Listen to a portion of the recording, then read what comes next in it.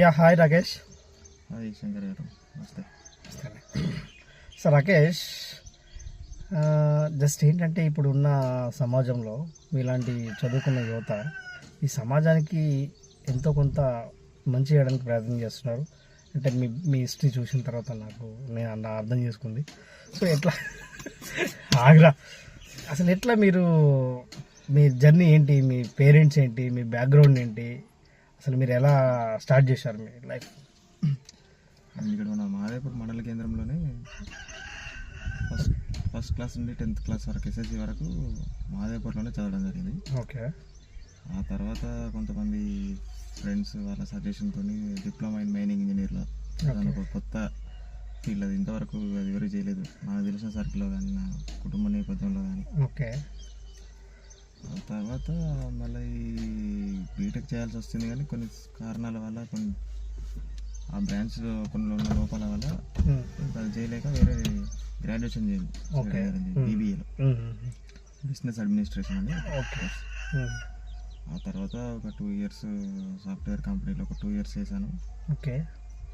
చేశాక మళ్ళీ ఏదైనా ఈ ప్రైవేట్ ఫీల్డ్లో ఒత్తిడి తట్టుకోలేకపోవడం, మరి ఆబ్వియస్లీ మనకు తెలిసిందే ఇంకా ప్రైవేట్ ఫీల్డ్ అంటే ఎలా ఉంటుందని. సెక్టర్లో అవునవును, ఈ జర్నలిజంలో ఉన్నాం కాబట్టి తెలిసిందే. మీకు కూడా తెలుసు ప్రైవేట్ సెక్టర్లో ఎలా ఉంటుందో స్ట్రెస్ అని. కాబట్టి దాంట్లో నుంచి బయటికి రావడానికి ఒక గవర్నమెంట్ నోటిఫికేషన్ వచ్చింది. సో దానికి ప్రిపేర్ అవుదామని జాబ్ రిజైన్ చేసి ఓకే గవర్నమెంట్ త్రూ వెళ్దామని కోచింగ్ తీసుకున్నాను. కాకపోతే అది విఫలమైంది. ఓకే. ఇక లైఫ్ అనేటప్పుడు విఫలాలు సక్సెస్ ఉంటూనే ఉంటాయి రాకేష్ గారు. విఫలమయ్యాక ప్రజెంట్ అయితే మళ్ళీ ఏదైనా ప్రైవేట్ జాబ్ కోసం వెతకడానికి కోసం చూస్తున్నా. అట్లే తర్వాత ఎల్ఎల్బి ఎంట్రన్స్ రాసి ఒక స్టేట్ వైజ్ 1600 ర్యాంక్ వచ్చింది. Super, congratulation Rakesh. Okay, thank you అండి. ఓకే, ర్యాంక్ రావడం జరిగింది. అట్లా విధంగా దాని ఎల్ఎల్బి సెకండ్ ఇయర్ కూడా పూర్తి కాబోతుంది. ఓకే రాకేష్ గారు, నేను మీ ఊరికి వెళ్ళి మీ గురించి రీసెర్చ్ చేసేటప్పుడు నాకు కొన్ని విషయాలు తెలిసినాయి. సో మీరు ఎలా అంటే రాజకీయంగా కూడా చాలా తెలివిగా తెలివిగా వ్యవహరిస్తారని తెలిసింది. అసలు ఏంటి మీ రాజకీయ నేపథ్యం ఏంటి? మీరు ఎలా అసలు రాజకీయం సైడ్ ఎందుకు అడుగు పెడదాం అనుకుంటున్నారు? మీరు ఈ రాజకీయంతో యువతకి ఏమి సందేశం తలుచుకున్నారు? నా గురించి మీరు రీసెర్చ్ చేయాలంటే మన తాళ్ళు ఉంటాయి, సందులు తాడి చెట్లు ఉంటాయి, అక్కడైతేనే మనకు గౌడసాబ్ మొత్తం. ఓకే. ఓకే, సరే, జోక్స్ అపార్ట్, రాజకీయ నేపథ్యం అంటే ఇప్పుడున్న ప్రజెంట్ సినారియో ఏదైతుందో తెలంగాణ రాష్ట్రంలో, ఓకే, మాదిగలకు ఏదైతే ఇది ఏబిసిడి వర్గీకరణ అయిందో ఆ వర్గీకరణ అయింది తప్ప దాన్ని రాజకీయంలో కూడా వర్గీకరణ కావాలి. ఓకే. ఎందుకంటే అంటే ఎట్లా మీరు రాజకీయంలో వర్గీకరణ అంటే ఎట్లా ఎక్స్పెక్ట్ చేస్తున్నారు? అంటే ఏంటి అంటే ఎక్స్పెక్ట్ అంటే అది ప్రాక్టికల్గా ఆచరణలో చేయాల్సిన పద్ధతి. అది అంటే ప్రాక్టికల్గా చేయాలంటే చాలా కష్టమైన పద్ధతి అది. ఓకే. ప్రాక్టికల్గా రిజర్వేషన్స్ కొన్ని స్థానాలు ఎస్సీ ఏ వాళ్ళకి ఇవ్వాలి, కొన్ని స్థానాలు ఎస్సీ బి వాళ్ళకి ఇవ్వాలంటే కొంచెం అది కష్టమైన పని. ఓకే. సరే, ఆ కష్టమైన పని పక్కన పెట్టినా కూడా ప్రజెంట్ సీనియర్ ఏం జరుగుతుందంటే మాదిగలకు రాజకీయ పరంగా చాలా అన్యాయం జరుగుతుంది తెలంగాణ రాష్ట్ర వ్యాప్తంగా చూసుకున్నట్లయితే. ఓకే. ఇప్పుడు అంటే దానికి ఎగ్జాంపుల్, ప్రతి దానికి ఒక ఎగ్జాంపుల్ ఉండాలి రాకేష్ గారు. ఎందుకంటే మా ఎయిమ్ ఏంటంటే మీలాంటి చెప్పిన వ్యక్తుల వల్ల కొంత సొసైటీ మార్పు రావాలనేది మా ఉద్దేశం. ఏంటంటే ముఖ్యంగా మాదిగ జాతిలో ఉన్నటువంటి కొంతమంది విద్యావంతులు ఎవరైతే ఉన్నారో వారు కంపల్సరీ రాజకీయ వైపు అడుగులు వేయాలని నా కోరిక. ఓ సూపర్, ఫైన్. ఎందుకంటే మిగతా వాళ్ళు, ఎందుకంటే దీంట్లోనే ఎస్సీలో ఉన్నటువంటి ఈ మొన్న మీరు రీసెంట్గా చూసుంటారు, దాదాపుగా 4 లక్షలు ఉన్నటువంటి తెలంగాణ జనాభా 4 కోట్లు ఉన్నారు. 36 లక్షలు కేవలం మాదిగలు ఉన్నారు. ఆ పొజిషన్లో ఉన్నది మాదిగలు ఉన్నారు. కాబట్టి కంపల్సరీ ఇలా ఎస్సీలో ఉన్నటువంటి ఎస్సీ రిజర్వేషన్ ఎక్కడైతే ఉందో కాబట్టి కంపల్సరీ ఎక్కువ మ్యాక్సిమం ఒక 80% వాళ్ళకి సీట్ కేటాయించాలి. విద్యావంతులు కూడా ముందుకు రావాలి, మాదిగ సామాజిక వర్గంలో విద్యావంతులు కూడా అని ఒక కోరికతోటి ముందుకు రావడం జరిగింది. సూపర్. సో అయితే ఇప్పుడు మీరు ఆ సామాజిక నేపథ్యాన్ని మీరు హైలైట్ చేశారు కాబట్టి ఇందులో ఎందుకు అంటే మీకు కులం అనే దాని మీద ఇంకా ఎందుకండి, మీకు ఇంకా రిజర్వేషన్ ఎందుకు కావాలి, ఇంకా మీకు అందులో డివిజన్స్ ఎందుకు కావాలండి? అంటే ఏ రీజన్ మూలాన కావాలి? మీరు ఎందుకు యునైటెడ్గా ఉండి, ఇప్పుడు ఎగ్జాంపుల్ రీసెంట్గా మనం న్యూస్ చూసిన ప్రకారం కవిత గారు ఒకటే కుటుంబంలో రెండు పార్టీలు, అటు ఆమె విన్ అయినా వాళ్ళదే కుటుంబం, ఈయన విన్ అయినా వాళ్ళదే కుటుంబం. సో అలాంటప్పుడు ఇంతమంది మీరు జనరల్గా మీరు 80% 90% అంటారే కానీ మీరు ఒకరొకరు కలిసి ఉండరు. మీ మీ ఎస్సీ జనాభాలోనే 90 మీరు కలిసి ఉంటారు. సో మీరు రాజకీయంగా ఆర్థికంగా ఎదగకుండా మీరు విడిపోయి రిజర్వేషన్ కోసం పోరాడుతుంటే దేశంలో ఇప్పటికీ మిమ్మల్ని దళితులుగా చూసే అవకాశాలు ఎక్కువ ఉన్నాయి. సో దానికి దీనికి ఎట్లా లింక్ అవుతుందండి? మీరు ఎందుకు ఎదగాలని ఇవి ఇంకా విడదీయాలని ఎందుకు అనుకోవడం మీరు? అంబేద్కర్ గారు ముందే చెప్పారు, మనకి ఏదైనా ఎంత చదువుకున్నా ఏదైనా కూడా రాజ్యాధికారం ఏదైతే ఉందో ముందు రాజ్యాధికారాన్ని సాధించుకోండి, తర్వాత మిగతాయి రావాల్సినవి అవే వస్తాయి. కరెక్ట్. అంబేద్కర్ గారు 3 పీస్ సూట్ వేసుకున్నా కూడా వారికి దక్కాల్సిన గౌరవం వాళ్ళకి దక్కలేదు. Correct, exactly. వారు ప్రపంచ మేధావులలో ఒకరు, ప్రపంచ మేధావులలో ప్రశంసించబడిన వారిలో ఒకరు, 100% ఒప్పుకోవాలి. ఒక ఐన్స్టైన్ తో సమానులు. కరెక్ట్. అయినా వారి అలాంటి ఒక గొప్ప వ్యక్తిత్వం గల వ్యక్తికి కూడా నేటి సమాజంలో ఆ రోజులు ఉన్నటువంటి రోజుల్లో కూడా వారికి అంత 3 పీస్ సూట్ వేసుకొని మంచి అటైర్ వేసుకొని ఒక సమాజంలో మంచిగా గుర్తింపు ఉన్న వ్యక్తికి కూడా దళితుడు అనే ఒక కారణం చేత ఆయన గౌరవం ఇవ్వలేదు. 100%. కాబట్టి ఆయన ఏం చెప్పారు, కేవలం రాజ్యాధికారమే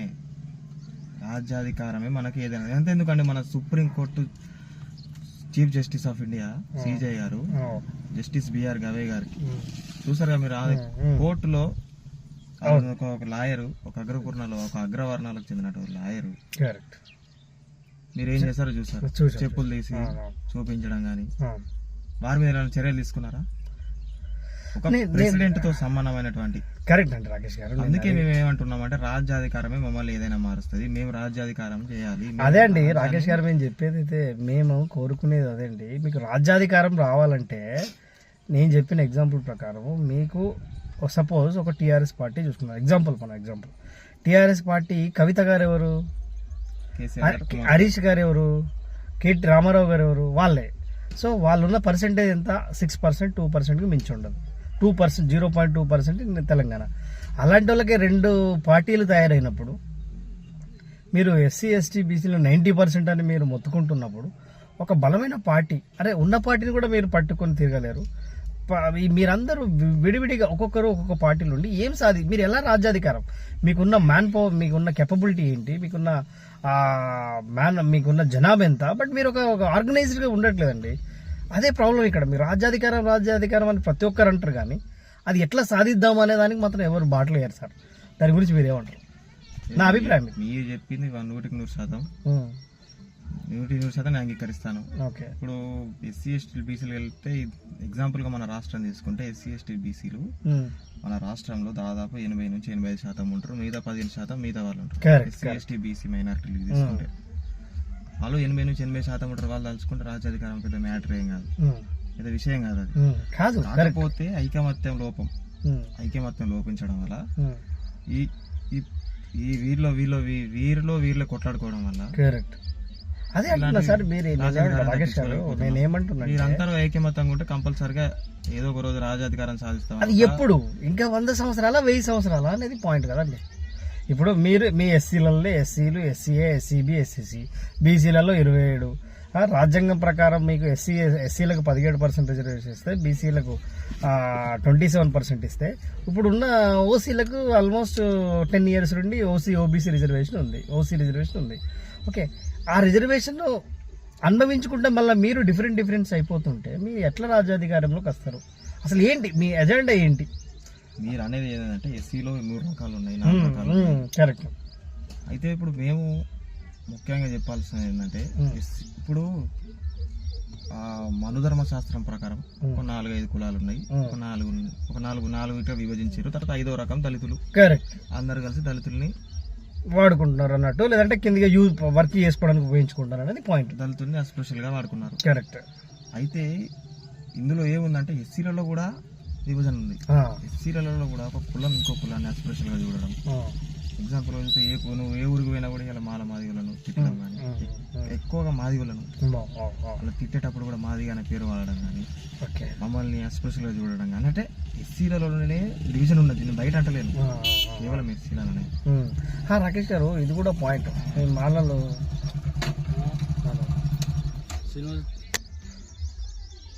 పాసి రాకేష్, ఇంకొకటి ఏంటంటే ఇప్పుడు మీరు కులం అంటారు. ఓకే, మీరు కులం పాటిస్తలేరా? ఇప్పుడు మీరు మాదిగా, కరెక్ట్. మీ మాదిగలకు సింధువులు అడుక్కుంటున్నారు కదా, వాళ్ళని మీరు సమానంగా ఉన్నప్పుడు మీరు ఇంకొకరిని సమానంగా ఎందుకు చూడాలని కోరుకుంటున్నారు? అసలు ఏంటి దాని లాజిక్ ఏంటి? అది నిచ్చెన మెట్ల వ్యవస్థ. ఇప్పుడు మనకున్న నిచ్చెన మెట్ల వ్యవస్థలో మీరు అన్నట్టు మనుశాస్త్రం ప్రకారం 4 కులాలు 5 కులాలు ఉన్నాయి. పైన బ్రాహ్మణులు, మధ్యలో వైశ్యులు, రాజులు, తర్వాత వైశ్యులు, తర్వాత శూద్రులు, తర్వాత అతిశూద్రులు, ఇదే కదండి. బట్ అతిశూద్రులలో కూడా ఈ రకమైన వ్యవస్థ ఉన్నప్పుడు మీరు ఎలా లేదు నాకు కులం ప్రాబ్లం ఉందని మీరు ఎలా మాట్లాడతారు చెప్పండి? ఎప్పుడైతే మీరు వాళ్ళని ఏమంటారు సింధువులను మీరు దగ్గర తీసుకున్నప్పుడు, మీరు అద్దుకున్నప్పుడు, మీరు పెళ్లి చేసుకున్నప్పుడు, అప్పుడు కదా కులం పోయేది. మీరు యాక్షన్ తీసుకోవట్లేదు ఇప్పటికీ. అయితే శంకర్ గారు, ముఖ్యంగా మన తెలంగాణ సమాజాన్ని గమనించట్లయితే ఒక్కొక్క కులానికి కొన్ని కులాలు ఆశ్రయ కులాలు అంటారు. కరెక్ట్. దీన్ని మనము అస్పృశ్యలుగా వాళ్ళని మేము ఎప్పుడు వాళ్ళని చూడలేదు, వాళ్ళని దగ్గర రానియకుండా ఎప్పుడు చేయలేదు. కేవలం ఏంటంటే కొన్ని తెలంగాణ సమాజంలో మొదటి నుంచి మనం గమనించట్లయితే కొన్ని కులాలకు ఆశ్రయ కులం. కరెక్ట్. ఇప్పుడు చిందువులు అంటే మాదివులకు చిందువులు అని ఆశ్రయ కులాలు అంటే వీరు మా మీదనే డిపెండ్ అయి ఉన్నారు. అదే సార్ నేనేమంటున్నా అంటే వీరు తెలంగాణ సమాజంలో మొదటి నుంచి ఉన్నటువంటి దీన్ని వీళ్ళు కొంతమంది మాల వాళ్ళు ఉన్నారు. మాల వాళ్ళకు కూడా ఒక గుర్రం వాళ్ళు ఉంటారు. వాళ్ళు కేవలం వాళ్ళ మీద ఆశ్రయం ఉంటారు. రెడ్డిస్ ఉంటారు. రెడ్డిస్ కూడా వాళ్ళకు ఒక కులం ఉంటారు, వాళ్ళ మీద ఆశ్రయం తీసుకొని ఉంటారు. రావులు ఉన్నారు అంటే ప్రతి ఒక్క గొల్లోళ్ళు ఉంటారు, వాళ్ళకు కూడా ఒక కులం ఆశ్రయం. అంటే వీరందరూ వాళ్ళ మీద డిపెండ్ అయి ఉన్నారు. అయితే మీరు ఒక పాయింట్ అయితే ఏందని చెప్పారు, వాళ్ళ పెళ్లిళ్ళు చేసుకుంటే మీకు సంబంధాలు కలిపి, సరే అదొక పాయింటే. అది ఇవన్నీ ఇంటర్చేంజ్ అయితేనే దీని భవిష్యత్తులో మనం ముందుకు వెళ్ళిపోవాలి. సూపర్.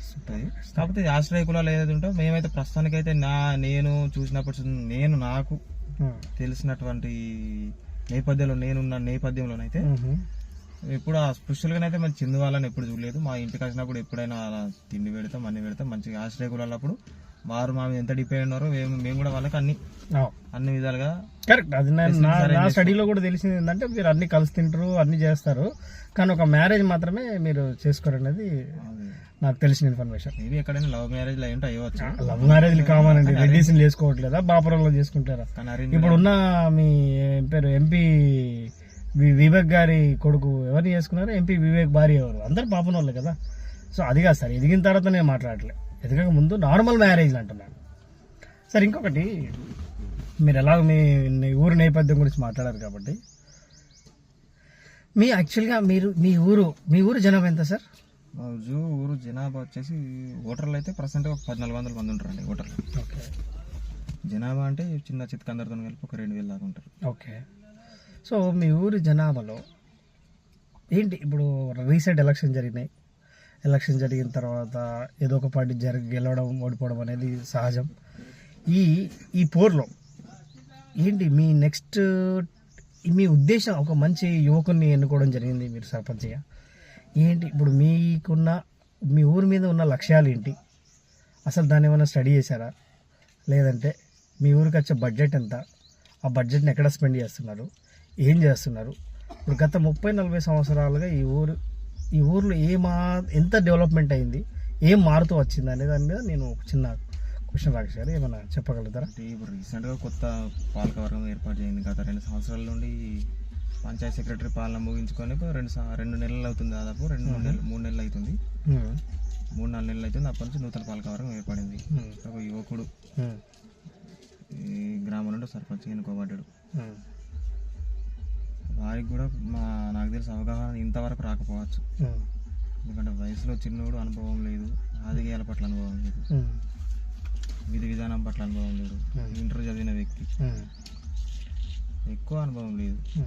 సో వారు 1 సంవత్సరం 2 సంవత్సరాల అనుభవాలు తీసుకొని పెద్దల దగ్గర, అధికారుల దగ్గర అనుభవాలు తీసుకొని నిధులు ఎట్లా రాబట్టాలి, నిధులు ఎక్కడెక్కడ ఖర్చు పెట్టాలి, ఉమ్, ఇలాంటి ఒక ఈ అన్ని అనుభవాలు వాళ్ళ దగ్గర ఉన్నట్టు అనుభవాలు వీనే స్వీకరించుకొని ఉమ్. వాళ్ళ దగ్గర కరెక్ట్ చేయాల్సింది. అంటే మీరు ఇంకోటి అడిగారు మనకి నిధులు ఎక్కడెక్కడ ఖర్చు పెడుతున్నారు అంటే ఇప్పటివరకు అయితే మీకు మా దృష్టికి అయితే ఇంతవరకు పర్సనల్గా అయితే మేము ఇంతవరకు తీసుకోలేదు. ఎక్కడెక్కడైతే కంపల్సరీగా దాన్ని ఎక్కడెక్కడ నిధులు ఖర్చు పెడుతున్నారు, ఎంత నిధులు వస్తున్నాయి, కంపల్సరీగా దాని మీద మేము ఒక కన్నేసి ఉంచుతాం. ఎందుకంటే నేను ఏమంటున్నానంటే ఇప్పుడు యువత అనేది ఊరికి చాలా విలువైంది రాకేష్ గారు.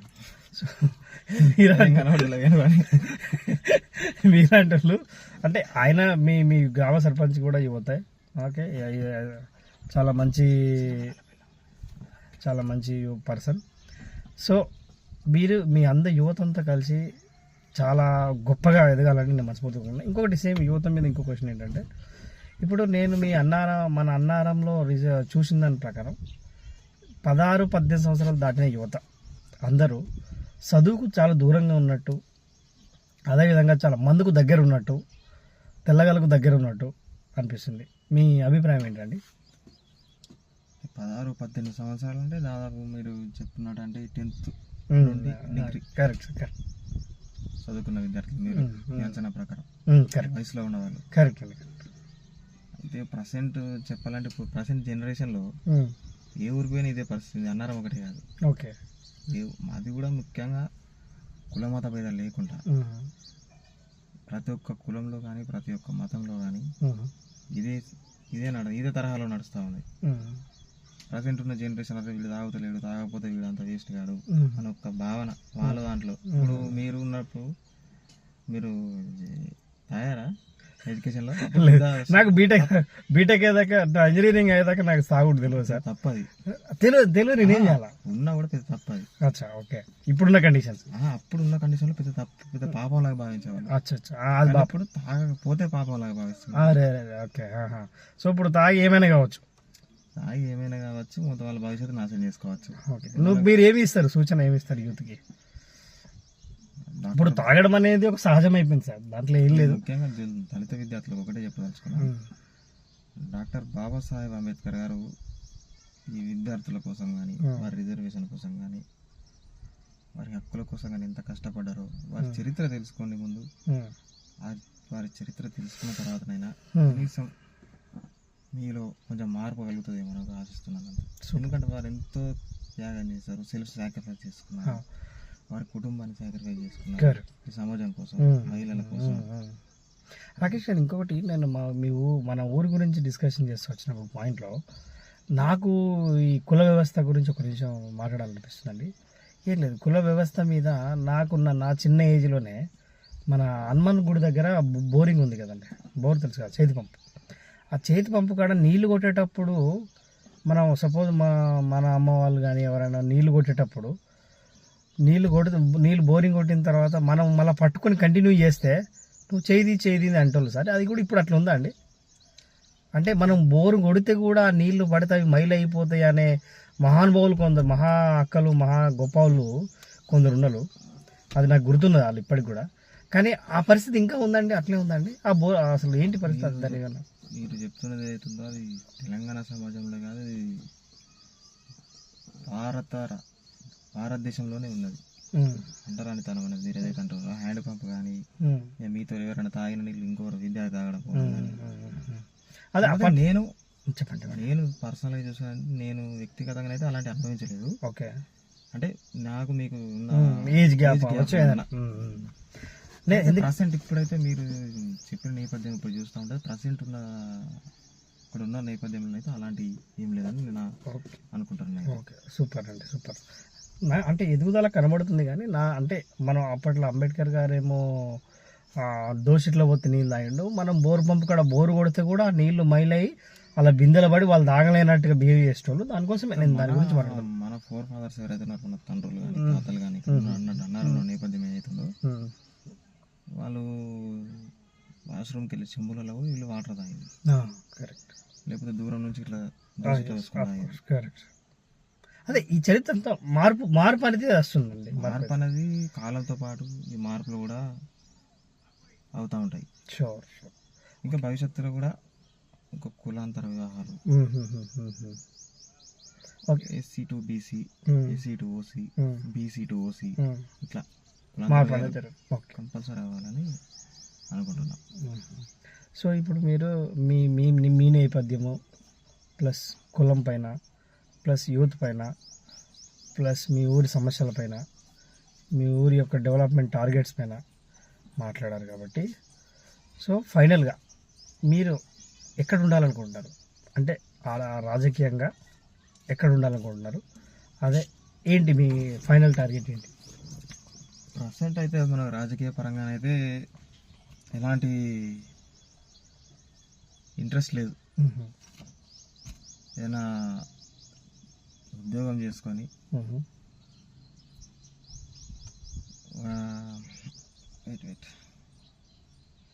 ఏదైనా ప్రైవేట్ రంగంలోనైనా ప్రభుత్వ రంగంలోనైనా ఏదైనా ఒక ఉద్యోగం చేసుకొని నా వంతుగా ఈ సమాజానికి ఏదైనా సహాయం చేయాల్సింది అంతేగాని రాజకీయ పరంగానైతే ఇంతకుముందు ఉండే ఇంట్రెస్ట్ కానీ ఇప్పుడు కోల్పోతా వస్తుంది అన్నట్టు ముందుగా. ఎందుకంటే ఇప్పుడు చూస్తున్నట్టయితే ఇప్పుడు నిన్న టీఆర్ఎస్కి సంబంధించి బీఆర్ఎస్ సంబంధించి రాష్ట్ర బీఆర్ఎస్ పార్టీకి సంబంధించి అవతరణ దినోత్సవ శుభాకాంక్షలు ఎక్కడ జరిగింది, వాళ్ళు మన గ్రామానికి సంబంధించి ఒక గ్రూప్లో కూడా పెట్టడం జరిగింది.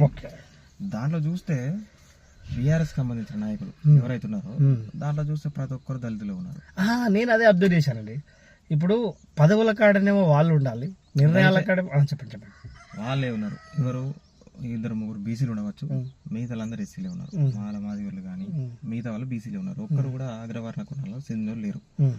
కాకపోతే ఈ పార్టీకి సంబంధించిన కార్యక్రమాలు ఏమైతుంటాయో, వివిధ బహిరంగ సభలో జన సమీకరణ కావాల్సింది ఏమైతుంటాయో, లోకల్లో క్యాడర్ని క్రోడీకరించాల్సిన సమయం ఏదైతే ఉంటుందో ఇవన్నీ దళితులు చూసుకుంటారు.